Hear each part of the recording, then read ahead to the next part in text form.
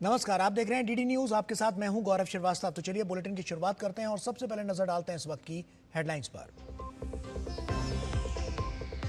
प्रधानमंत्री नरेंद्र मोदी ने बिहार के चुनावी रण में भरी हुंकार। आरा और नवादा में आरजेडी कांग्रेस पर जमकर किया प्रहार। कहा, आज विकसित बिहार के संकल्प के साथ पूरा एनडीए एकजुट होकर बढ़ रहा है आगे, जबकि कांग्रेस आरजेडी में मचा हुआ है घमासान।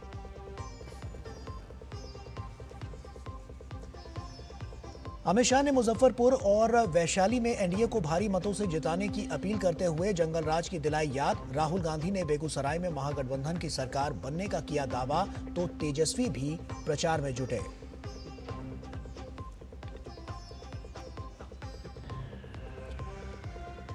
पंजाब में मान सरकार पर तानाशाही का आरोप। राज्य के कई हिस्सों में घंटों बाधित रहा अखबारों का वितरण। आप सांसद स्वाति मालीवाल ने कहा, तानाशाही चरम पर, तो कांग्रेस ने भी प्रेस की स्वतंत्रता का उठाया सवाल।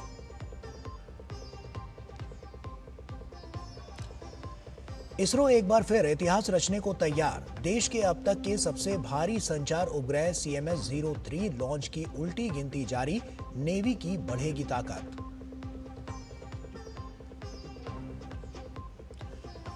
और आईसीसी महिला विश्व कप के खिताबी मुकाबले में दक्षिण अफ्रीका का टॉस जीतकर पहले गेंदबाजी का फैसला। टीम इंडिया में कोई परिवर्तन नहीं। बारिश के कारण देर से शुरू हो रहा मुकाबला।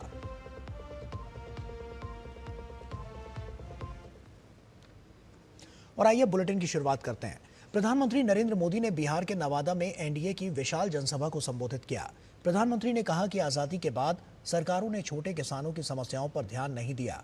पीएम ने कहा कि बीते 11 वर्ष में उनकी सरकार ने छोटे किसानों को कृषि नीति के केंद्र में रखा है।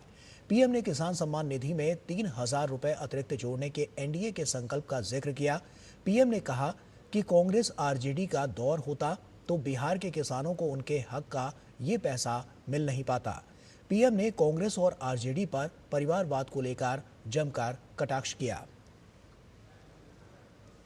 आजकल ये दोनों दल एक दूसरे के बाल नोचने में लगे हैं। और तो खबर ये है कि हर बूथ पर कांग्रेस के लोगों ने आरजेडी को हराने की ठान ली है। आप देखिएगा, 11 तारीख को दूसरे चरण का मतदान खत्म होते ही कांग्रेस आरजेडी एक दूसरे का क्या हाल करते हैं, माथे फोड़ना शुरू कर देंगे। और वहीं पीएम ने कहा कि केंद्र सरकार माओवादी, आतंकवाद जैसी चुनौतियों से तेजी से निपट रही है। इसे देखकर अर्बन नक्सलों की नींद उड़ी हुई है। प्रधानमंत्री ने आरजेडी दौर के जंगल राज का भी जिक्र किया। उनकी एक ही पहचान थी, कट्टा, क्रूरता, कटुता, कुसंस्कार, कुशासन और करप्शन। ये था कि नहीं था भाई? यही उनकी पहचान थी कि नहीं थी? हर गली मोहल्ले में कट्टा चलता था कि नहीं चलता था? आए दिन कट्टे का खेल होता था कि नहीं होता था? जंगल राज की निशानियों ने मगध के गौरव पर नरसंहार का, समाज के में बंटवारे का दाग लगा दिया। और प्रधानमंत्री नरेंद्र मोदी ने बिहार के आरा में एनडीए की विशाल जनसभा को संबोधित किया। प्रधानमंत्री ने कहा कि बिहार ने फिर एक बार एनडीए सरकार का संकल्प ले लिया है। पीएम ने कहा कि जंगल राज वाले इस बार सबसे करारी हार का रिकॉर्ड बनाने वाले हैं। प्रधानमंत्री ने विपक्षी महागठबंधन के चुनावी घोषणा पत्र को झूठ का दस्तावेज बताया। पीएम ने कहा कि विकसित बिहार ही एनडीए का संकल्प है। हमारा संकल्प है, बिहार का युवा बिहार में ही काम करेगा, बिहार का नाम करेगा। इसके लिए आने वाले वर्षों में 1 करोड़ रोजगार देने का ऐलान किया गया है। और सिर्फ ऐलान किया ऐसा नहीं है, ये कैसे होगा इसका प्लान भी जनता जनार्दन के सामने रख दिया गया है। और पीएम ने 1984 के सिख विरोधी दंगों का उल्लेख करते हुए कहा कि कांग्रेस को अपने पापों का कोई पछतावा नहीं है। प्रधानमंत्री ने कहा कि आरजेडी कांग्रेस आस्था का अपमान करने में एक्सपर्ट है। पीएम ने छठ महापर्व पर अपमानजनक टिप्पणी के लिए राहुल गांधी की कड़ी आलोचना की। प्रधानमंत्री ने कहा कि एनडीए पूरी तरह एकजुट है, जबकि कांग्रेस आरजेडी में घमासान मचा हुआ है। नामांकन वापस लेने से एक दिन पहले बिहार में बंद कमरे में गुंडागर्दी का खेल खेला गया था। कांग्रेस कभी नहीं चाहती थी कि सीएम पद पर आरजेडी के नेता का नाम तय हो, लेकिन आरजेडी ने भी मौका छोड़ा नहीं। आरजेडी ने कांग्रेस की कनपट्टी पर कट्टा रखकर सीएम पद चोरी कर लिया। घोषणा करवा के रहे, फिर जबरदस्ती कांग्रेस से सीएम उम्मीदवार को समर्थन की घोषणा कराई गई, कट्टा रख करके। साथियों, आरजेडी कांग्रेस में झगड़ा भयंकर बढ़ गया है। ना घोषणा पत्र में कांग्रेस की सुनी गई, न प्रचार में उनकी पूछ हो रही है। चुनाव से पहले ही इतनी घृणा बढ़ गई है कि चुनाव के बाद ये एक दूसरे का सिर फोड़ने लगेंगे। और प्रधानमंत्री मोदी बिहार की राजधानी पटना में रोड शो करने वाले हैं। रोड शो की तैयारी को लेकर पटना साहिब के सांसद और पूर्व केंद्रीय मंत्री रविशंकर प्रसाद ने डीडी न्यूज के साथ विशेष बातचीत की। डीडी न्यूज से बातचीत में रविशंकर प्रसाद ने राहुल गांधी पर तंज कसा और कहा कि राहुल गांधी बिहार में आकर छठी मैया का अपमान करते हैं। पूर्व केंद्रीय मंत्री और पटना साहिब के सांसद वरिष्ठ भाजपा नेता रविशंकर प्रसाद की कंस्टिट्यूएंसी पटना साहिब में प्रधानमंत्री नरेंद्र मोदी अब से कुछ ही देर बाद रोड शो करने वाले हैं। रविशंकर जी हमारे साथ हैं। सर, कितना बड़ा क्षण है, आपके कंस्टिट्यूएंसी में पीएम आ रहे हैं। बहुत स्वागत है हमारे प्रधानमंत्री का। वो दुनिया के लोकप्रिय नेता हैं और बिहार से तो प्रेम करते हैं, और ये मेरा लोकसभा क्षेत्र है, वहाँ आ रहे हैं। मेरे चुनाव में भी आए थे वो, तो आज जनता पूरे स्वागत करने को तैयार है उनके लिए। जैसे सर देखते हैं, राहुल गांधी, प्रियंका गांधी भी बेगूसराय में कल थी, प्रियंका आज राहुल हैं। अब दोनों तरफ से जो आजमाइश हो रही है, कितनी उम्मीदें हैं एनडीए को लेकर? एक बात आप नोट कर लीजिए, आपसे मैं 14 को बात करूंगा। बिहार का चुनाव ऐतिहासिक होगा, रिजल्ट निर्णायक होगा, प्रभावी होगा, और विपक्ष की क्या स्थिति होगी आपको बताऊंगा। लेकिन एक बात अभी से कह देता हूं, कांग्रेस पार्टी का सफाया होगा। राहुल गांधी जिस तरीके से अनाप शनाप बयान दे रहे हैं, छठ पूजा को लेकर के उन्होंने बयान दिया, उस पर क्या प्रतिक्रिया है रविशंकर? बहुत मैं भर्त्सना करता हूं। राहुल गांधी यही कांग्रेस के नेता हैं, विपक्ष के नेता हैं, यही संस्कार है उनके। छठी मैया का अपमान करते हैं। कोई उनको सिखाएगा कि कैसे कितना बोला जाए, क्या बोला जाए? छठी मैया, ठेकुआ, ये सब राजनीतिक विरोध से ऊपर है।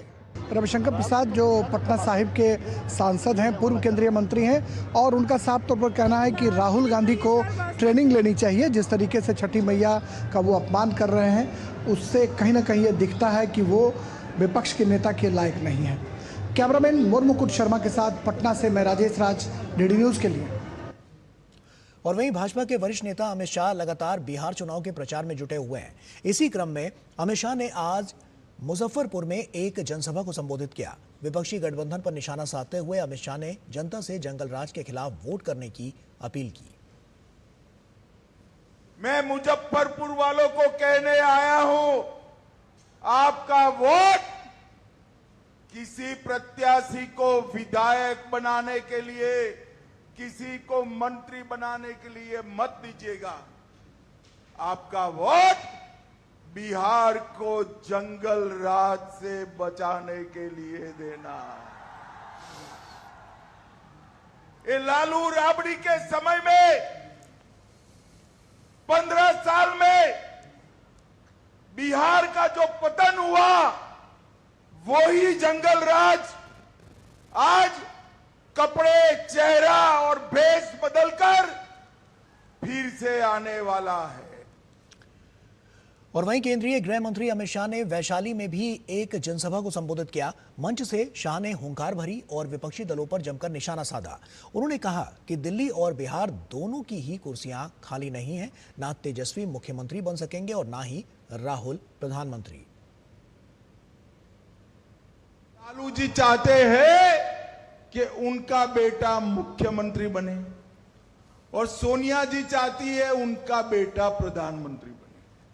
मैं आज महुआ में कहकर जाता हूं, भाई लालू जी, ना आपका बेटा मुख्यमंत्री बनने वाला है, ना सोनिया जी का बेटा प्रधानमंत्री बनने वाला है। बिहार में मुख्यमंत्री का और दिल्ली में प्रधानमंत्री का पद खाली नहीं है।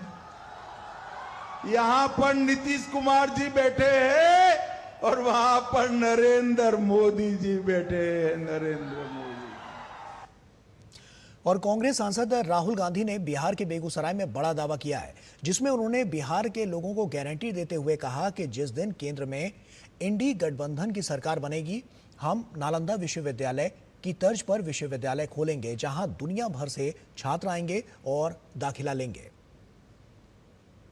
जैसे यहाँ पे हमारी गठबंधन की सरकार आएगी, जीतेगी, और हम आपको पूरी की पूरी तरीके से दम लगाकर बेहतरीन शिक्षा देने वाले हैं। मैं आपको पर्सनल एक गारंटी देता हूं और इसको आप याद रखिए।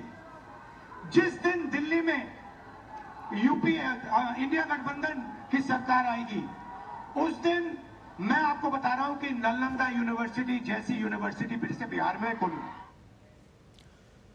और बिहार विधानसभा चुनाव में तेजस्वी यादव ताबड़तोड़ प्रचार में जुटे हुए हैं। एक ही दिन में तेजस्वी यादव कई रैलियों को संबोधित कर रहे हैं। उन्होंने लखीसराय की सूर्यगढ़ा सीट पर जनसभा को संबोधित किया। वहीं पटना जिले की मोकामा विधानसभा सीट पर तेजस्वी यादव जनसभा को संबोधित करने पहुंचे।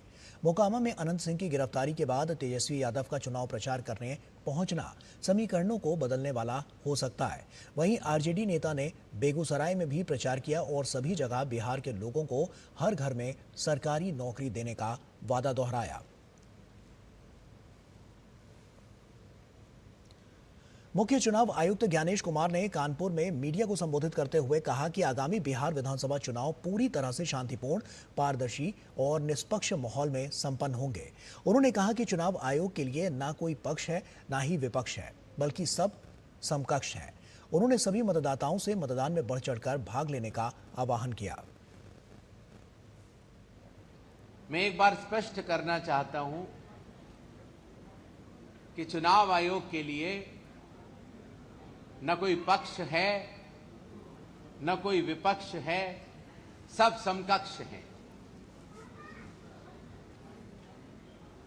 पहले चरण का चुनाव 6 नवंबर को होगा और दूसरे चरण का मतदान 11 को होगा और काउंटिंग 14 नवंबर को होगी। सबसे पहले मैं सभी बिहार के मतदाताओं से यह आह्वान करना चाहता हूं कि आइए चुनाव के इस पर्व को सभी लोग मिलकर मनाएं और सभी लोग अपने मत का प्रयोग करने जरूर आएं। और बिहार में मोकामा हिंसा मामले के हवाले से मुख्य चुनाव आयुक्त ज्ञानेश कुमार ने कहा है कि चुनाव में हिंसा के लिए कोई स्थान नहीं है। उन्होंने कहा कि बिहार में सुरक्षित और पारदर्शी मतदान की सभी तैयारियां कर ली गई हैं और बिहार विधानसभा चुनाव दुनिया के लिए एक मिसाल बनेगा। Election commission has zero tolerance towards violence. हिंसा की कोई भी गतिविधि बर्दाश्त नहीं की जाएगी और सामान्य मतदाता शांतिपूर्वक अपनी स्वेच्छा के अनुसार पारदर्शी तरीके से मतदान कर पाए। चुनाव आयोग उसके लिए पूरी तरह तैयार है। हमारे 243 रिटर्निंग ऑफिसर्स, उतने ही ऑब्जर्वर्स, हर जिले में जिला कलेक्टर्स, हर जिले में पुलिस के हमारे जिला अधिकारी, SP, SSPs, police observers, expenditure observers, सब तैयार हैं और आशा है कि बिहार में होने वाले ये चुनाव न केवल पारदर्शिता के लिए बल्कि सक्षमता के लिए, सरलता के लिए और पर्व के रूप में मनाए जाने के लिए न केवल भारत के लिए एक नज़ीर होंगे बल्कि विश्व के लिए भी एक नज़ीर बनकर दिखाएंगे। और खेल के मैदान से इस वक्त की एक बड़ी खबर सामने आ रही है। आपको बता दें कि तीसरे T20 मुकाबले में भारत की रोमांचक जीत हुई है। ऑस्ट्रेलिया को 5 विकेट से शिकस्त दी है। 5 मैचों की T20 सीरीज 1-1 से बराबर हो गई है। इस वक्त की ये बड़ी खबर। वॉशिंगटन सुंदर की शानदार पारी से भारत जीता है। 187 रन के लक्ष्य को भारत ने 19वें ओवर में हासिल कर लिया। भारत के लिए अर्शदीप सिंह ने 3 विकेट झटके हैं। इस वक्त की बड़ी और अहम खबर। साफ तौर पर देखें, काफी रोमांचक ये पूरा मुकाबला रहा और उसमें अब 1-1 की बराबरी साफ तौर पर नजर आ रही है। और इसके अलावा आपको बता दें कि वॉशिंगटन सुंदर की ये शानदार पारी से ये जीत हासिल हुई है। इस वक्त की बड़ी और अहम खबर खेल के मैदान से। गौरव हमारे साथ, हमारे सहयोगी जुड़ चुके हैं। गौरव का ही रुख करते हैं। गौरव, साफ तौर पर काफी दिलचस्प मुकाबला। क्या बड़े पॉइंट्स, क्या बड़े हाईलाइट्स रहे इस पूरे मैच के? देखिए, जाहिर तौर पर गौरव, अगर बात करें तो ये जीत जो थी वो टीम इंडिया के लिए बेहद जरूरी थी, क्योंकि जिस तरह से सीरीज में ऑस्ट्रेलिया ने 1-0 की बढ़त बनाई हुई थी। अगर बात करें पूरी सीरीज की तो पहला मुकाबला जो है वो बारिश की भेंट चढ़ गया था, लेकिन दूसरा जो कि मेलबर्न में खेला गया था वहां पे ऑस्ट्रेलिया ने जीत हासिल की थी। और खासतौर से जोश हेजलवुड ने भारतीय कैंप में एक कहना चाहिए कि बड़े खतरे बन करके वो सामने आए थे। इस मुकाबले में अगर देखें तो जोश हेजलवुड भले ही ऑस्ट्रेलिया टीम के साथ नहीं थे, लेकिन उनके बाकी जो प्लेयर्स थे उन्होंने काफी अच्छे स्कोर किया और अपनी टीम को 186 रन के स्कोर तक पहुंचा दिया था। खासतौर से टिम डेविड ने जिस तरह से बल्लेबाजी की थी तो वो एक उनके लिए एक बड़ा एक आधार बना था इस स्कोर तक पहुंचने के लिए। तो ऐसे में 187 रन के लक्ष्य की जरूरत थी और यहां पर कहना पड़ेगा, टीम इंडिया की तारीफ करनी पड़ेगी कहीं ना कहीं कि जो टॉप ऑर्डर था, अभिषेक शर्मा की बात करें तो अभिषेक शर्मा ने एक तूफानी शुरुआत जरूर दी थी, लेकिन उसके बाद जिस तरह से भारत के विकेट गिरते गए, लगातार गिर रहे थे, 3 विकेट अपने खो दिए थे, उसके बाद चौथा विकेट भी अक्षर पटेल के रूप में गिर गया था। तो यहां से फिर स्थितियां जो थी वो बदलने लगी थी। लेकिन इसी को कहते हैं कि जब आप टीम वर्क के साथ उतरते हैं मैदान पर तो किस तरह से खुद को संभालते हैं, इसका जो उदाहरण था वो साफ तौर पे आज देखने को मिला। और टीम के जो लोअर जो ऑर्डर है, कहना चाहिए कि जो लोअर मिडिल ऑर्डर है, वहां पर वॉशिंगटन सुंदर ने, उन्हें हमेशा कहा जाता है कि वो एक ऑलराउंडर के तौर पे अपनी पहचान जो है वो बना चुके हैं। हमेशा ऐसे मौके पर जब आपको जरूरत हो, तो जब इस मौके पर कोई खिलाड़ी अपने आप को सामने रखता है तो उसकी एक बड़ी तस्वीर जो है वो आज वॉशिंगटन सुंदर ने पेश की और उन्हें अपनी मैच जिताऊ जो पारी उन्होंने खेली उसके बल पर टीम इंडिया ने सीरीज में जो है वो 1-1 की बराबरी तो यहां पर कर ली है।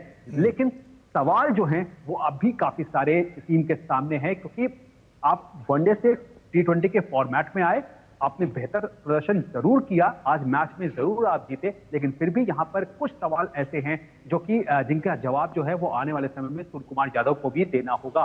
क्योंकि सूर्य कुमार यादव की अगर हम कैप्टनसी की बात करें तो वो उसको एक तरफ रख दिया जाए, लेकिन बल्लेबाजी जो है वो बहुत अच्छे तरीके से जो है वो क्लिक नहीं कर पाई और आज भी उनसे उम्मीद थी ऐसे अहम मौके पर कि वो अपने बल्ले से कुछ रन निकाले, लेकिन आज भी उन्होंने निराश किया। गनीमत ये रही कि वॉशिंगटन सुंदर ने एक अच्छी पारी खेली और यहां से उनका अच्छा बेहतर साथ दिया तिलक वर्मा ने। ऐसे में गौरव अगर देखें तो किस प्लेयर के सबसे अच्छा फॉर्म यहाँ पर नजर आया? हम वॉशिंगटन की सुंदर की तो बात कर ही रहे हैं, इसके अलावा कौन कौन से ऐसे प्लेयर्स थे जिनका फॉर्म बहुत अच्छा रहा? और साफ तौर पर देखें कि कौन सा ऐसा हाईलाइटेड अगर टर्निंग पॉइंट की हम जब बात करते हैं तो वहां पर क्या रहा जिससे इस पूरे मैच में हम देख सकते हैं जिसने और ज्यादा रोमांचक इस पूरे मैच को बना दिया? गौरव, अगर आप भारतीय टीम की अगर पारी की बात करें ना, अगर खास तौर से इस पूरे मैच की अगर बात करें तो जाहिर तौर पर वॉशिंगटन सुंदर की ही जो पारी है उसी के बल पर आप वापस आए हैं। वरना एक समय आपने अपने विकेट जो है वो 14 रन पे अपने 2 विकेट खो दिए थे, उसके बाद 74 पे आप 3 हो गए थे, और जैसे जैसे मैच आगे बढ़ता जा रहा था आपके विकेट जो है उसके बाद अक्षर पटेल के रूप में जब सामने आया था तो आपके 4 विकेट गिर गए थे। तो T20 एक ऐसा फॉर्मेट है जहां पे आप कुछ बहुत ज्यादा सोचना और बहुत ज्यादा समय जो होता है वो आपके पास नहीं होता है, क्योंकि रन रेट जो अंतिम रन रेट होता है वो हमेशा आगे बढ़ता रहता है और फिर वो एक दबाव का जो है वो काम करता है। ऐसे में इसलिए कहा जा रहा है कि वॉशिंगटन सुंदर की जो पारी रही, पूरे मैच को अगर ग्रैब करके देखें तो उसमें से निचोड़ ये निकलता है कि इस एक पारी ने कहीं ना कहीं टीम इंडिया को संभाला भी, टीम इंडिया को एक अच्छा रूप भी दिया, टीम इंडिया को जीत का स्वाद भी दिया और टीम इंडिया को सीरीज में बराबरी पर भी ला दिया। लेकिन फिर वही सवाल है कि केवल वॉशिंगटन सुंदर नहीं, बाकी जो खिलाड़ी हैं जैसे तिलक वर्मा हो गए, जैसे अभिषेक शर्मा हो गए। अभिषेक शर्मा का हमने देखा था कि पीछे उनका परफॉर्मेंस जो था वो बहुत अच्छे तरीके से उन्होंने खुद को सामने रखा था। खासतौर से अगर एशिया कप की बात करें तो वहां पे भी उन्होंने अपने आप को नए तरीके से, और जो उनकी एक विस्फोटक पारी रहती है वो कहीं ना कहीं देखने को मिली थी। लेकिन यहाँ पर अभी तक उनके बल्ले से एक जो भरोसेमंद पारी है, जो एक जिस पारी की हमेशा उम्मीद की जाती रही है, वो अभी नहीं हुई है। हालांकि इसके साथ ये भी बात है कि पहला जो T20 था वो आपका बारिश के चलते धुल गया था। दूसरे मेलबर्न में जब आपने खेला था तो वहां पे उनका कोई बल्ले से वो खास रन नहीं निकाल पाए थे। चलिए, बहुत बहुत शुक्रिया गौरव, तमाम जानकारियां विस्तार से दर्शकों तक पहुंचाने के लिए बहुत बहुत शुक्रिया आपका। और वक्त यहां पर एक छोटे से ब्रेक का हो गया है, खबरें और भी हैं, जल्द हाजिर होता है।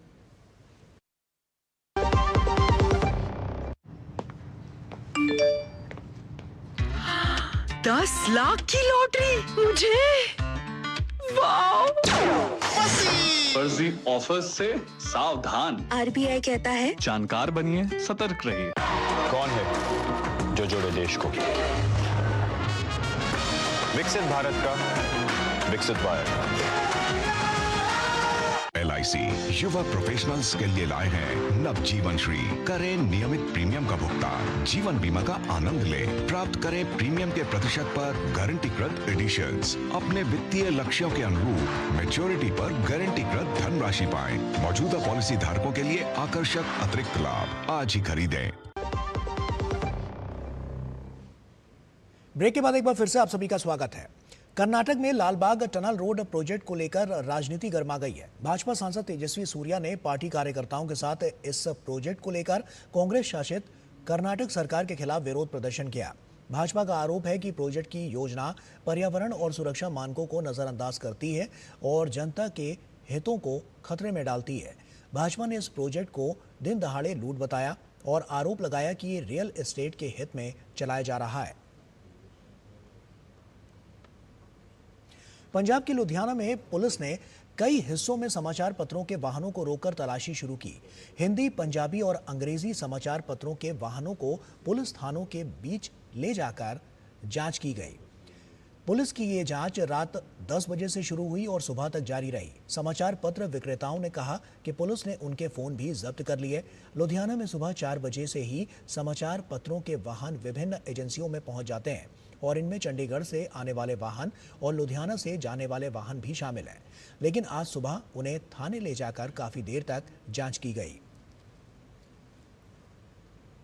क्योंकि वो बम की अफवाह से मेरी गाड़ी पकड़ ली गई है, क्योंकि पता लगा कि हाँ फ्रेश गाड़ी में बम आता है। जमालपुर में पकड़ रखे हैं। 5 बजे से हम खड़े हैं जी यहाँ पर। तो कहना है कि कोई हमारी बड़े अफसर आएंगे तो चेक करेंगे, उसके बाद हम छोड़ेंगे, देखेंगे क्या है क्या नहीं है। और हैकर लोग जो सप्लाई लेते हैं वो बहुत परेशान हैं जिस समय।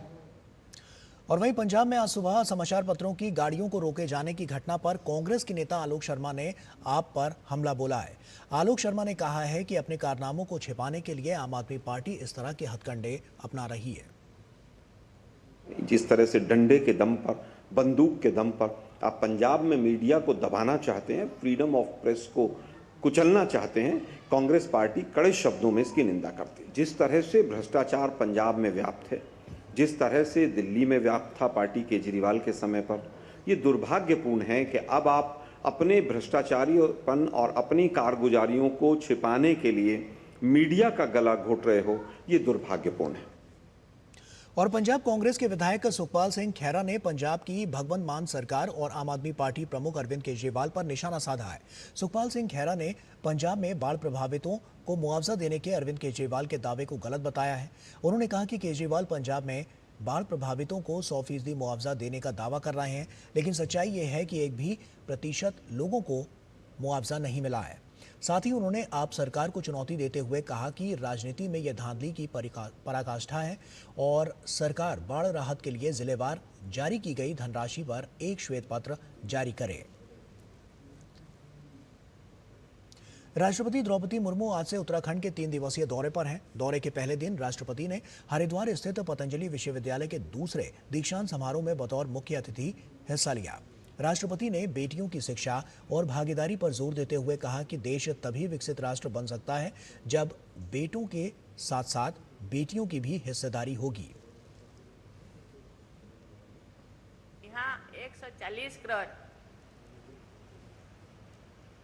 जनसंख्या भारत में है, उनमें से 50% महिलाएं, जो हम सपने देख रहे हैं 2047 तक भारत को विकसित भारत बनाएंगे, तो बेटियां और भाइयों सभी का सहयोग चाहिए,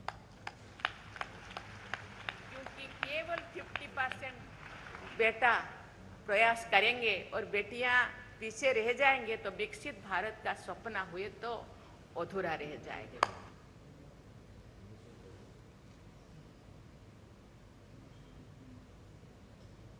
और तीनों सेनाओं का संयुक्त अभ्यास। We have a magnificent lift-off, the LVM-3 M5 और ये देखिए तस्वीरें हम आपके साथ साझा कर रहे हैं और काफी महत्वपूर्ण ये पूरा क्षण। भारतीय अंतरिक्ष अनुसंधान संगठन ने सबसे भारी संचार उपग्रह CMS-03 को लॉन्च किया है और आप देख सकते हैं काफी महत्वपूर्ण ये पूरा क्षण और बड़ी उपलब्धि इसरो की इसे माना जा रहा है। चंद्रयान 3 पर श्रीहरिकोटा स्थित सतीश धवन अंतरिक्ष केंद्र से इसे लॉन्च किया गया है। CMS-03 इसे बाहुबली भी कहा जा रहा है क्योंकि अभी तक का सबसे भारी संचार उपग्रह यानी सैटेलाइट इसे माना जा रहा है और उसका प्रक्षेपण किया गया है। तो ये सीधी तस्वीरें श्रीहरिकोटा से हम आपको दिखा रहे हैं। CMS-03 एक बहुबैंड संचार उपग्रह है जो भारतीय भूभाग सहित एक विस्तृत महासागरीय क्षेत्र में अपनी सेवाएं प्रदान करेगा। काफी इससे फायदा होता हुआ नजर आएगा। The Shah's tracking station continue to track the trajectory. First stage performance normal. प्रथम चरण का कुल कार्यकाल 126 सेकंड का होगा। तत्पश्चात S-200 बूस्टर शांत हो जाएंगे और उन्हें यान से पृथक कर दिया जाएगा।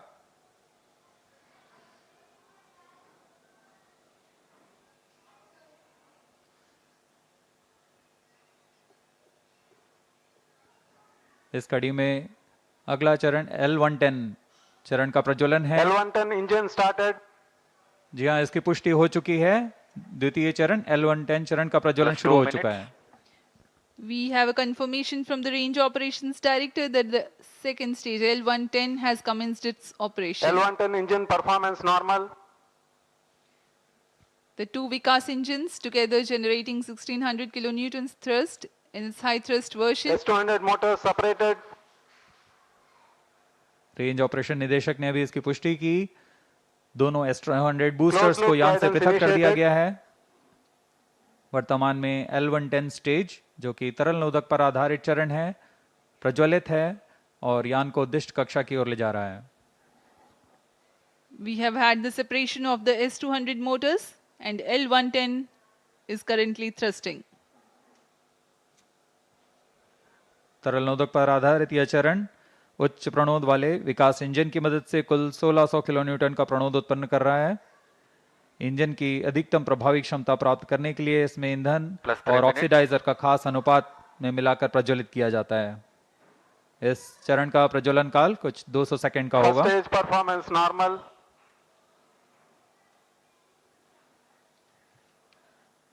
The tracking station at Charles Sriharikota continues to track, and the Port Blair station will start to acquire signals at about Payload fairing T separated. plus 200 seconds onwards. Now we have a separation of payload fairing. जी हाँ, अब यान 115 kilometre की ऊंचाई प्राप्त कर चुका है और इस वजह से यह घने वातावरण से बाहर जा चुका है। अब ऊष्मा कवच की आवश्यकता नहीं रह जाती, इसलिए इसे यान से पृथक कर दिया जाता है। The payload fairing has been jettisoned as the rocket has cleared the dense atmosphere. There's no need anymore to give aerodynamic shape to the rocket or to safeguard the satellite against aerodynamic heating. Plus 4 minutes.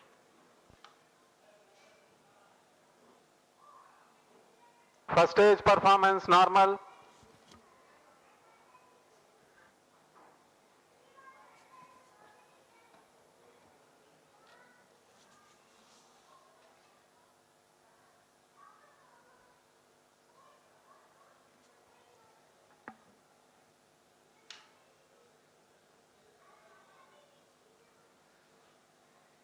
L110 stage वर्तमान में प्रज्वलनरत है। सामान्य निष्पादन करता हुआ द्वितीय चरण LVM-3 rocket का कुछ ही क्षणों में हम देखेंगे। यह L110 स्टेज अपना कार्यकाल समाप्त कर शांत हो जाएगा और कुछ ही उसके पश्चात क्रायो स्टेज का प्रज्वलन शुरू होगा। Cryo stage ignition authorized. While the L110 stage is still operating, the cryo stage ignition 5 has been minutes. authorized. For the present mission, L110 stage is scheduled to burn L110 for engine shut off. 197.8 seconds. First stage separated. And Cryo here we stage have a ignition confirmation of the staging event. Cryo stage ignition confirmed. Now the third stage of LVM-3, the cryogenic stage, has commenced its operation. जी हाँ, यहाँ दर्शकों में उल्लास देखा जा सकता है। दर्शक ही नहीं, यहाँ के वैज्ञानिक जो कि सबसे जटिल कहे जाने वाले क्रायोजेनिक इंजन का प्रज्वलन देखकर बहुत ही उत्साहित हैं। यह सफलतापूर्वक प्रज्वलित कर दिया गया है। A jubilant scene here in the Mission Control Center at Sriharikota and also among the visitors gallery. The cryo stage has commenced its operation and it's continuing to operate with Cryo stage performance 28.6 normal. tons of cumulative propellant Plus loading 6 of minutes. liquid hydrogen and liquid oxygen. The engine develops 200 kilonewton thrust.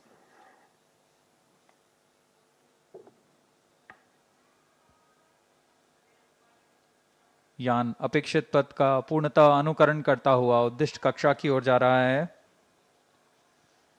LVM-3 rocket के ऊपरी चरण को हम cryogenic upper stage कहते हैं, क्योंकि इसमें cryogenic ईंधन, लिक्विड हाइड्रोजन और लिक्विड ऑक्सीजन का प्रयोग किया जाता है।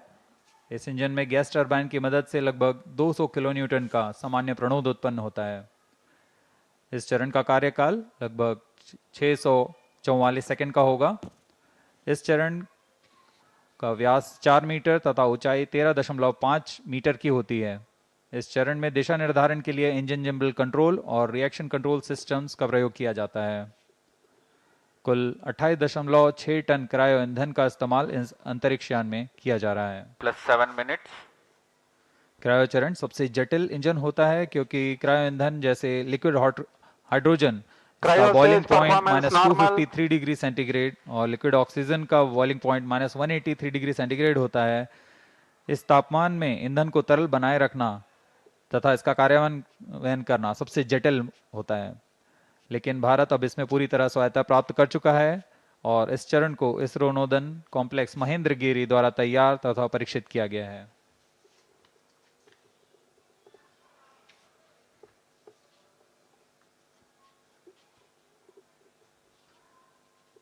यह प्रमोचन पूर्वी दक्षिणी दिशा का है। वर्तमान में पोर्ट ब्लेयर स्थित ग्राउंड स्टेशन हम तक इस यान के आंकड़े उपलब्ध करा रहे हैं।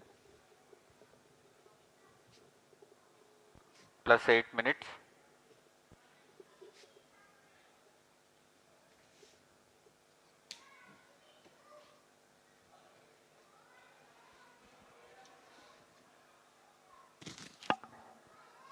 The satellite for this mission is CMS-03, which is a communication satellite operating on multiple bands. It is meant to provide services over a wide oceanic region, including the Indian landmass. To enable constant visibility of a satellite towards a particular region on Earth, the period of revolution of satellite in orbit should be same as the period of rotation of Earth on its own axis. This practically can be achieved if the satellite is placed at a slot at Cryo stage 36,000 performance kilometers normal.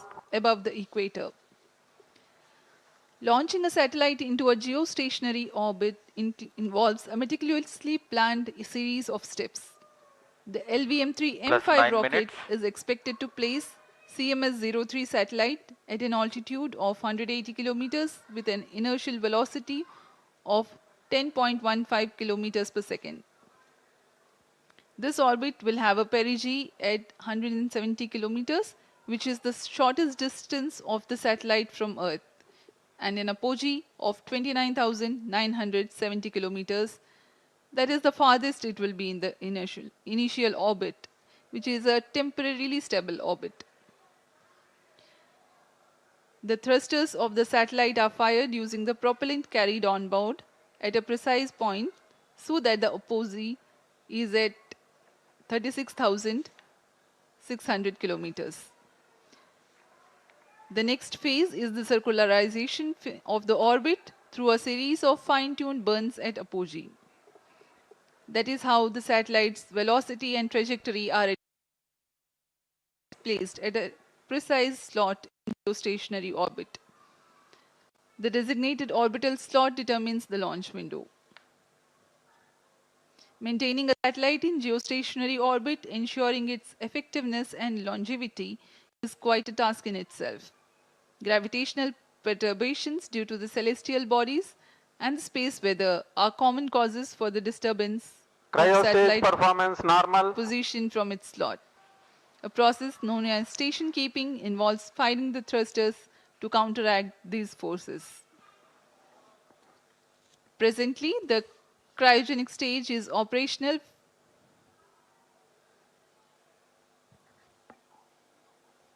and the performance is normal. LVM-3 भारतीय प्रमोचक यानों की श्रेणी में 5वीं पीढ़ी का प्रमोचक यान है, जिसकी क्षमता 8,000 किलोग्राम उपग्रह को निम्न भू कक्षा में ले जाने की है। LVM-3 के पिछले मिशन LVM-3 M4 में भारत के गौरवशाली चंद्रयान 3 का प्रक्षेपण 14 जुलाई 2023 को हमने देखा था, जिसके माध्यम से भारत चंद्रमा के दक्षिणी ध्रुव के पास सफलतापूर्वक उतरने वाला पहला देश बन चुका है। 2023 में ही LVM-3 M3 और M2 ने OneWeb के कुल 36 उपग्रहों को प्रमोचित कर एक कीर्तिमान हासिल किया था। यह LVM-3 की 5वीं प्रचालनरत उड़ान है। जून 2017 से शुरू करते हुए 2 विकासशील उड़ानें हुई और उसके पश्चात LVM-3 रॉकेट को पूर्णतः प्रचालित कर इसमें 4 प्रसिद्ध प्रमोचन हो चुके हैं, जिसमें चंद्रयान 2, OneWeb के 2 मिशन और चंद्रयान 3 शामिल हैं। इस कड़ी को आगे बढ़ाते हुए आज हम देख रहे हैं CMS-03 का प्रमोचन, और दर्शकों को याद दिला दें, यही वह प्रमोचक यान होगा जिसमें कुछ आवश्यक बदलाव के साथ गगनयान के रूप में प्रयोग किया जाएगा।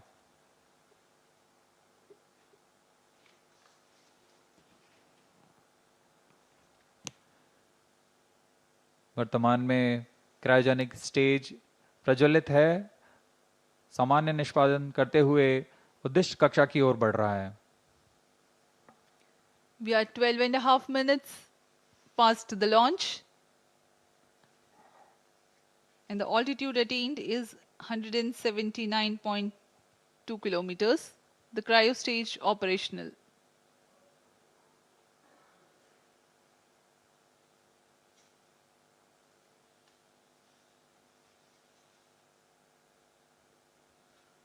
आप देख सकते हैं पूर्णतः अपेक्षित पथ का अनुकरण करते हुए LVM-3 लॉन्च व्हीकल।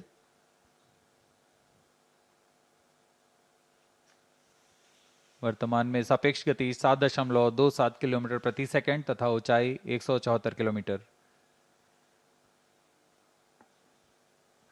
लगभग 4,410 किलोग्राम वाला CMS-03 उपग्रह भारतीय धरा से भू समकालिक अंतरिक्ष कक्षा में प्रमोचित किया गया है। अब तक का यह सबसे भारी उपग्रह है। यह अपने आप में एक कीर्तिमान स्थापित करने वाला है।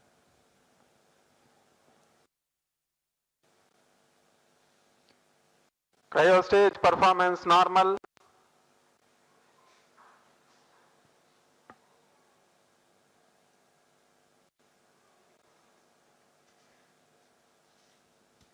Plus 14 minutes. For the present mission, the cryogenic stage is expected to operate for more than 640 seconds.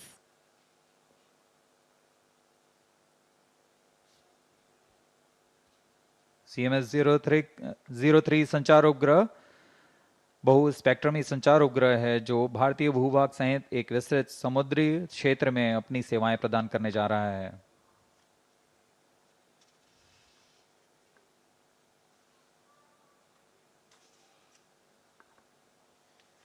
Cryo ईंधन का विशिष्ट आवेग 450 सेकंड का होता है। यही कारण है कि यह ईंधन अन्य ईंधनों की तुलना में अधिक प्रभावी व कुशल माना जाता है।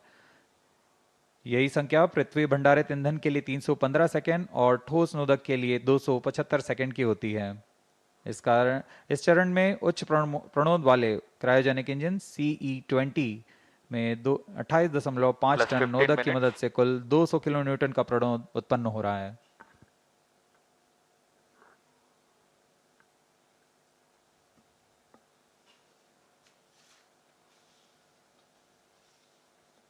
कुछ ही क्षणों में अंतःक्षेपण की स्थितियां प्राप्त कर ली जाएंगी। तत्पश्चात क्रायोजेनिक स्टेज बंद हो जाएगा और हमारा अंतरिक्ष यान CMS-03 को उद्देश्य कक्षा में स्थापित किया जाएगा। The trajectory of the rocket is closely following the prediction. In a few seconds from now, the cryogenic stage would have completed its operation. Up next, we will be watching the satellite injection into its intended orbit.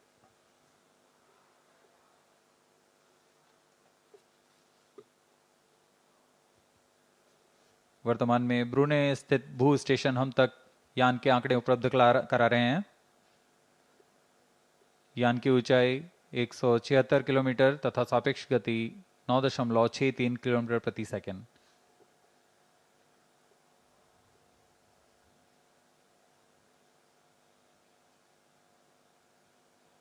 Cryogenic stage के सभी तंत्र सामान्य निष्पादन करते हुए CMS-03 satellite separated. जी हाँ, इसकी पुष्टि हो चुकी है। CMS-03 अंतरिक्ष यान को सफलतापूर्वक उद्देश्य कक्षा में स्थापित कर दिया गया है और इसके साथ ही यह मिशन सफल होता है। We have had a successful mission of LVM-3M5 CMS-03. 8th successful mission for the LVM-3 rocket, 5th in its operational series. CMS-03 delivered into its intended orbit.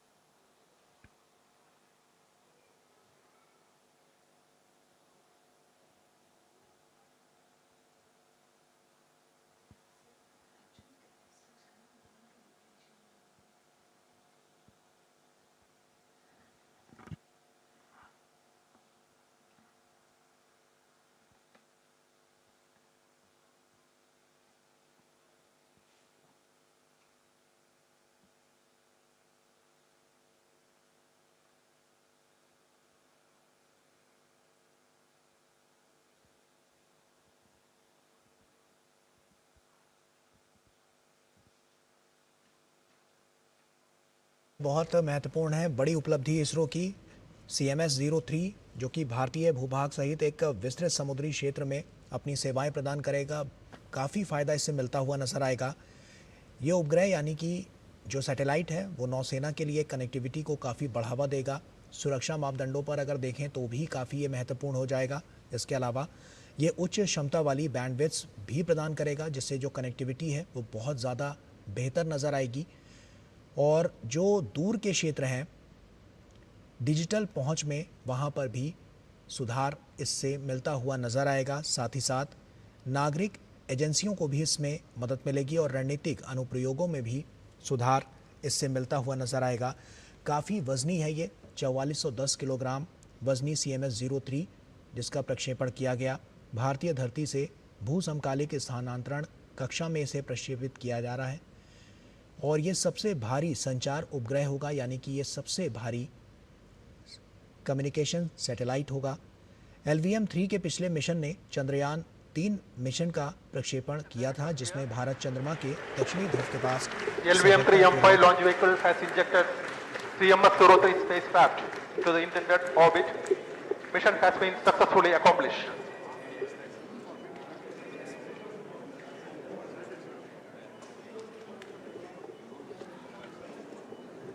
जी हाँ, अभी आपने सुना ये हर्षोल्लास का पल जब LVM-3 M5 CMS-03 पूर्णतः सफल रहा है। CMS-03 उपग्रह को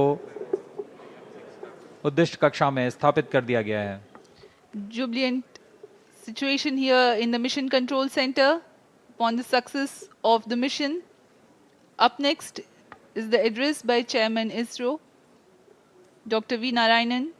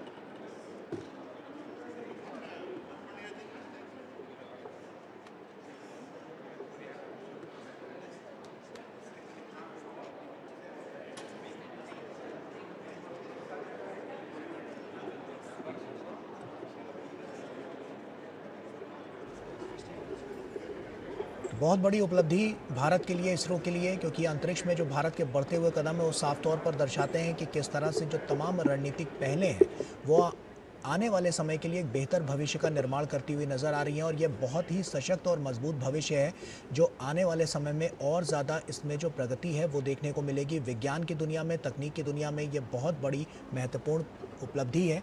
साफ तौर पर डॉक्टर वी नारायणन जो इसरो के चीफ हैं, इस बड़ी उपलब्धि के लिए सभी को बधाई देते हुए और शुभकामनाएं देते हुए, काफ़ी लंबा संघर्ष जो इसरो ने देखा है और उसके बाद जिस तरह का सपोर्ट केंद्र सरकार की तरफ से मिला, उसके बाद अब ये भारत के जो बढ़ते कदम हैं वो अंतरिक्ष में नए कीर्तिमान रचते हुए नज़र आ रहे हैं। और ये सब कुछ सफल परीक्षण के दौरान होता हुआ नज़र आया है जब CMS-03 को प्रक्षेपित किया गया और उसके बाद अब आगे की जो कार्यप्रणाली है उसकी प्रक्रिया को तेज़ किया जा रहा है।